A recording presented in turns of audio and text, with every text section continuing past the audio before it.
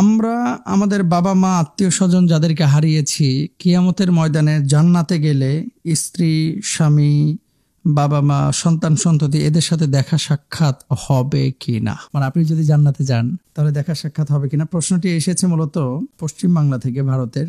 আর আমি এখন জবাব দিচ্ছি লন্ডন থেকে। আর আমার দর্শক ভাই এবং বোনেরা, আপনারা তো দেখছেন সারা পৃথিবী থেকে। আলহামদুলিল্লাহ, আমার এই পেজের সাথে যারা আছেন এবং ভিডিওটি যারা দেখছেন সবাইকে আন্তরিক মোবারকবাদ। আসেন প্রশ্নের জবাবের দিকে যাই, যে মারা যাওয়ার পরে জান্নাতে আমরা একত্রিত হব কিনা, জান্নাতে আমরা একত্রিত হব কিনা, এ ব্যাপারে আল্লাহ সুবহানাহু ওয়া তাআলা পবিত্র কুরআনুল কারীমের মধ্যে বলেছেন কি, খেয়াল করি।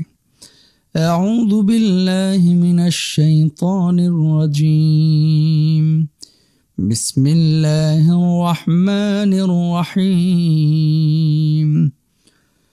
والذين آمنوا واتبعتهم ذريتهم بإيمان ألحقنا بهم ذريتهم وما ألتناهم من عملهم من شيء كل امرئ بما كسب رهين সাদাকাল্লাহুল আযীম। যারা ঈমান আনে এবং তাদের সন্তান সন্ততি ঈমানের সাথে তাদের অনুসরণ করে, আমরা তাদের সাথে তাদের সন্তানদের মিলন ঘটাবো এবং তাদের আমলের সওয়াবও কমাবো না। প্রত্যেক ব্যক্তি নিজ কৃতকর্মের জন্য দায়বদ্ধ। সূরা তূর আয়াত নাম্বার 21। কি বোঝা যায়? তার মানে আপনি যদি জান্নাতে যান এবং আপনার সন্তান সন্ততি জান্নাতে যায়, আল্লাহ কি বলছেন? আলহাকনা বিহিম যুররিয়াতাহুম, তাদের সন্তানদের সাথে তাদের মিলন ঘটাবো মৃত্যুর পরে।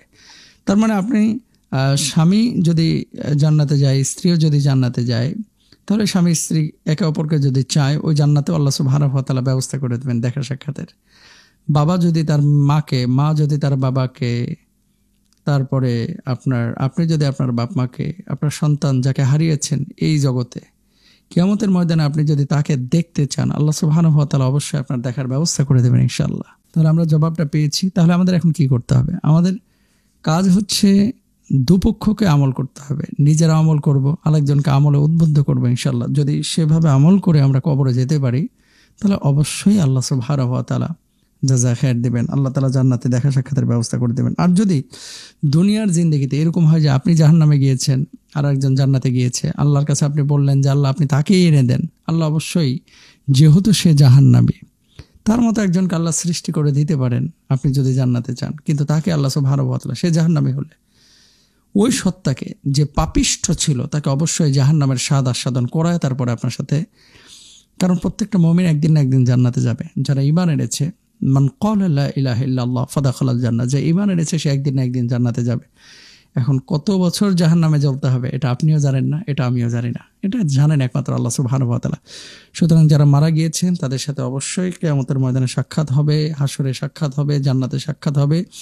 যদি তারা উভয় পক্ষই জান্নাতে যায়, আল্লাহ তাআলা তাদের একসাথে একত্রে জান্নাতে থাকার ব্যবস্থা করে দেবেন ইনশাআল্লাহ। কোরআনের এই আয়াত থেকে আমরা এটা বুঝি।